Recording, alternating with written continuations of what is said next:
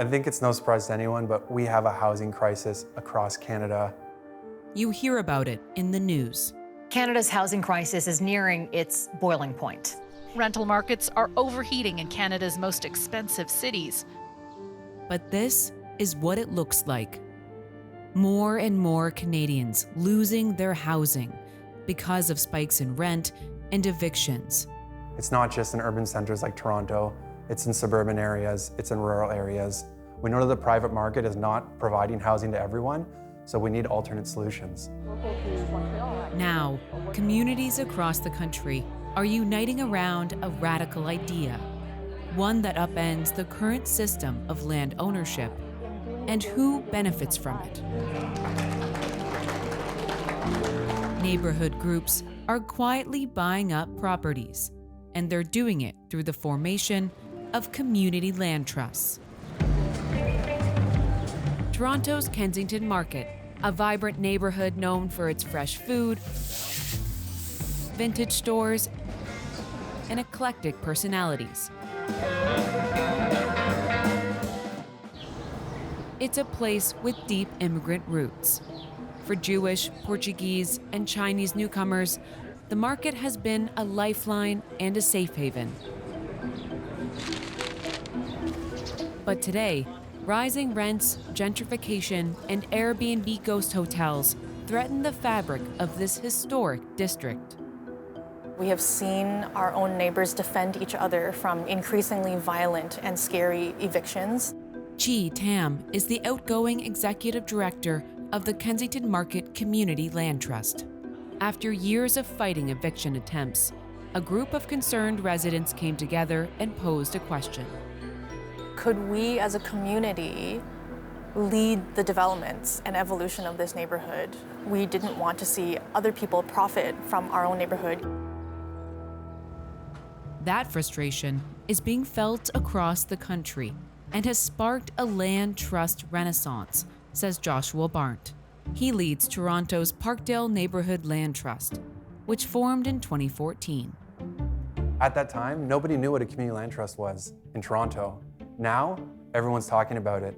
From Vancouver to Whitehorse, Muskoka to Halifax, there are now more than 40 community land trusts in Canadian cities and towns. And most started up just within the last decade. Honestly, we hear every week from communities across Ontario and Canada who reach out to us and they say, we want to do this too. Like co-op housing, community land trusts are nonprofit organizations that use a shared equity model. But unlike co-ops, where each household has a share of the building, land trusts acquire and develop land on behalf of a whole community. Residents who live or work in the area can be members and maintain control through democratic processes like voting and committees. A land trust can own anything important to the community. Often that's affordable housing, but it could also be commercial businesses or green space. Once a community land trust owns a parcel of land, it remains in community hands forever. That's going to transform the relationship of our communities to land. Because if we can trust that we're not going to get kicked out, we're not going to get rent-evicted, we're not going to economically displaced, then we can actually be secure members of our communities. Where does the money come from to buy these properties?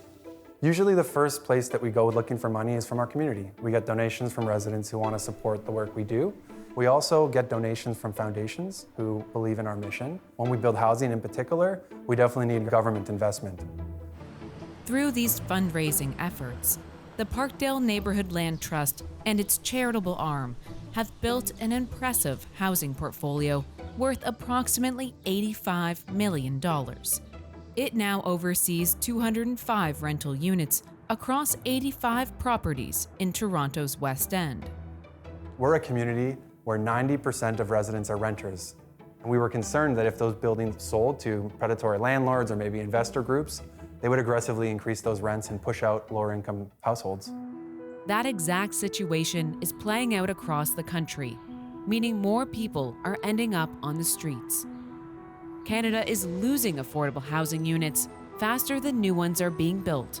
To close that gap, more than 300,000 rental units need to be created over the next 3 years. We need to increase the supply of housing. It's that simple. Joshua agrees, but says the current system, where governments incentivize the private market to build affordable units, can't be the only solution. You know, there's a lot of government investment right now going into subsidizing developers to make a portion of their units affordable. What we're seeing generally is that those subsidies are provided and then the developer only needs to make the units affordable for 10, 15, 20 years. And we know that we actually need affordable housing forever. Parkdale's success is inspiring a new generation of community land trusts. The Kensington Collective purchased this building in 2021 for $6 million, just as longtime tenants and shop owners were facing eviction. Sydney Creighton lives in one of the 12 residential units with DiMaggio, her pet python. Hi, DiMaggio. What's happening, baby snake? Huh? I'm not a typical grandma. I went to my first mosh pit down here in the market. And how old were you then? Oh, in my late 40s. And they're throwing me overhead going, don't drop grandma, don't drop grandma. It was fabulous. Sydney has been coming to Kensington Market since she was 14 years old. Back then, you could buy live chickens here and get bags of fruits and vegetables for a couple of dollars. The sights, sounds, and smells of Toronto's ethnic market in the heart of the city's cosmopolitan downtown district add up to a colorful visitor attraction. The market has always drawn crowds of outsiders looking to experience its artistic and bohemian atmosphere. That vibe is nearly gone, along with affordable rents. Now, chic restaurants, craft breweries, and weed dispensaries have moved in. It's really changed a lot in the last 20 years, but especially in the last 5. You would think this part of town might be cheaper to live in. It's not. So it's a miracle I got this studio. What has it been like for you to live here knowing that you're not going to get served an eviction notice, you're not going to get an email one day that your rent's been raised X amount? Let me tell you what it was like the first 2 months here. I talked to my pets, okay? And every night I would look at my cat and go, oh my God, I hope the real tenant doesn't come home and put us out. Like, I could not believe this was mine. Sydney pays just $1,000 a month for her studio in Kensington. This unit used to go for 2.5 times as much as I'm paying for it currently. Wow. It's like a dream come true for me. G and the Kensington Market Land Trust now have their sights set on 2 Victorians that have come up for sale. Naturally, they're expensive, $4 million for the pair. Why these 2 houses? Because they're classic, because they could potentially stop a broader development play way later down the road. Residents fear these 2 buildings could be purchased as part of a land assembly to eventually build a larger property, like a condo. How would that impact the fabric of the market? Oh, it would be so depressing to really see that come about. You would then only have a strip of Augusta left as the main commercial strip. So you could argue that Kensington Market wouldn't truly exist anymore. The Land Trust has 3 weeks to come up with the money. Chi is exploring all her options: government programs, foundations, impact investors, and bank loans.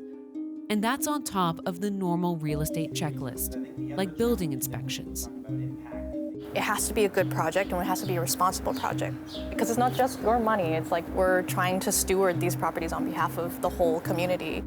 They're not the only group up against developers with deep pockets. On the outskirts of Halifax, a small Nova Scotia community is fighting to preserve its cultural heritage as bulldozers and new neighbors move in.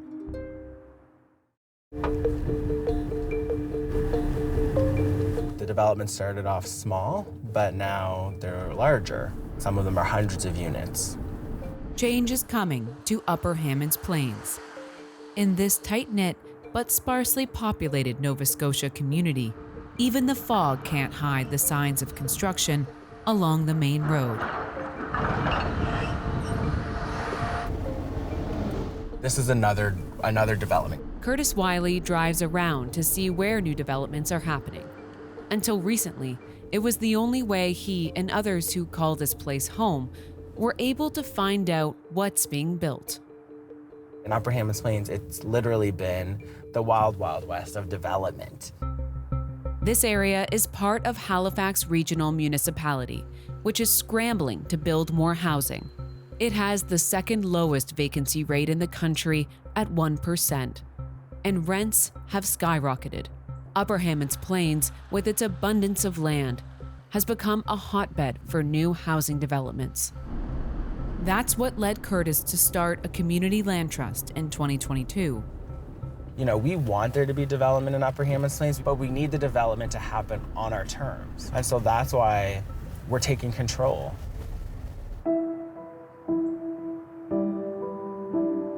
My family has been a part of this community since its inception, so for over 200 years.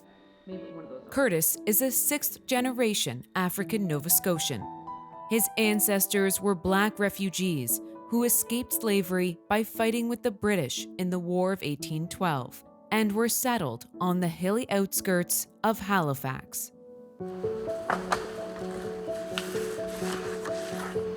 They put us in the woods, so they use the woods as a way to make a living. And if you didn't own the mill, most of our parents or grandparents worked in the mills.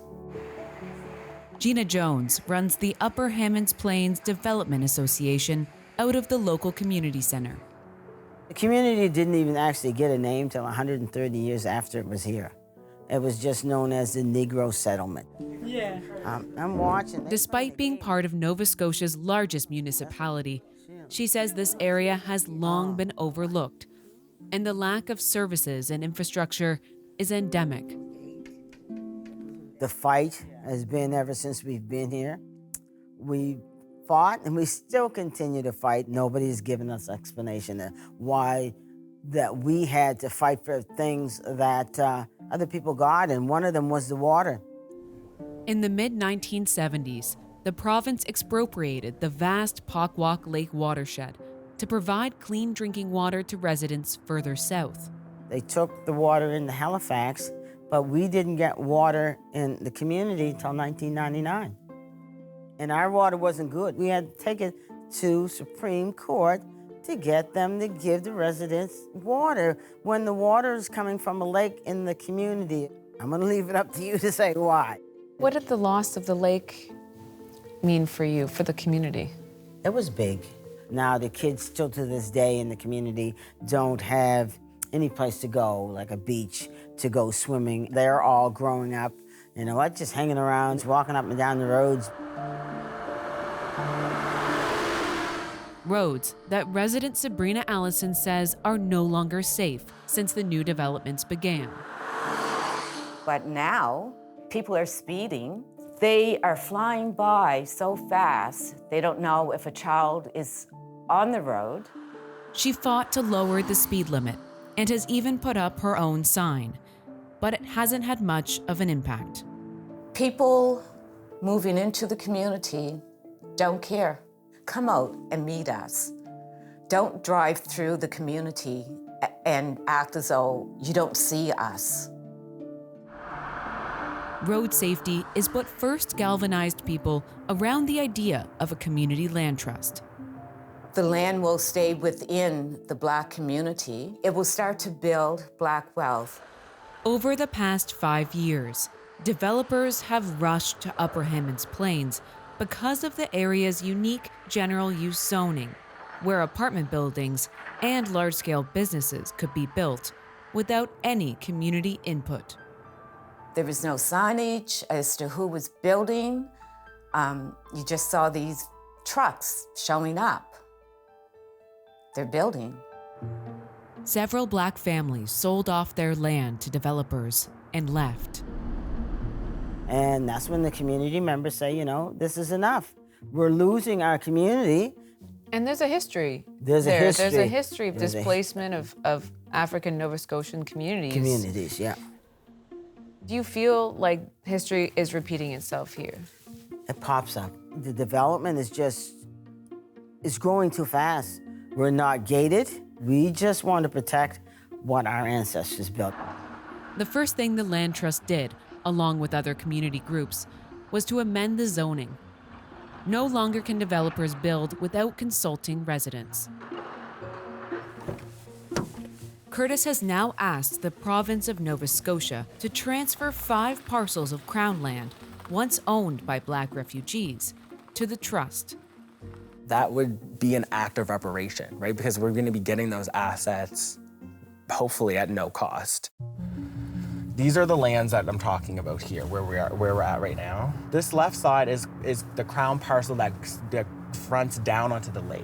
So we want to eventually have, beach access. His long-term vision is to build affordable housing here for African Nova Scotians, something the community desperately needs. We have all of this development, which is private development, happening on the other side. Right here is going to be this juxtaposition of development and community-led ownership and community-led development, and quite literally on opposite sides of the road. If they're successful, he hopes other Black communities in Nova Scotia will follow in their footsteps. It's about preservation, right? There's been a lot of loss of land in our communities, so there's always this feeling that it could be gone at any time. So a community land trust could bring a sense of peace, right? And that we don't have to worry about that threat. Back in Toronto, the threat of redevelopment still looms over Kensington Market. The Trust wasn't able to come up with the money to purchase and renovate the 2 properties. It is, after all, the biggest hurdle land trusts face. It's just this massive anxiety of not knowing who is going to buy it, not knowing if they are going to develop a condo on it, not knowing if our neighbors are going to be evicted, not knowing if those 2 legacy businesses will be able to stay in place. But this exact scenario is going to come up again. It's going to come up again on another corner of Kensington Market. It requires many, many failures for each one of our successes to come through, and we just have to keep on pushing. The Parkdale Neighbourhood Land Trust has also had its fair share of setbacks. Ultimately, Joshua Barnt admits, its successes have been tied to government's willingness to help fund acquisitions. What happens if the funding dries up? But we know that there's going to be moments where government is interested in funding housing and other moments when they step back.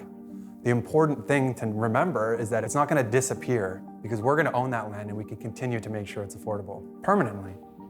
And the Community Land Trust does that.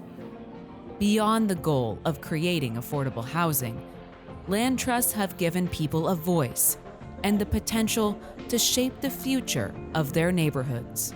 I think one of the biggest pieces of this is that it has brought us all together. It has given us a shared vision for the future. The trust is just really a name and an organization on paper, but it's really mobilized us. It's very empowering when we can say, we can actually do something about this. We don't have to wait for the private sector to solve this. We can do it ourselves.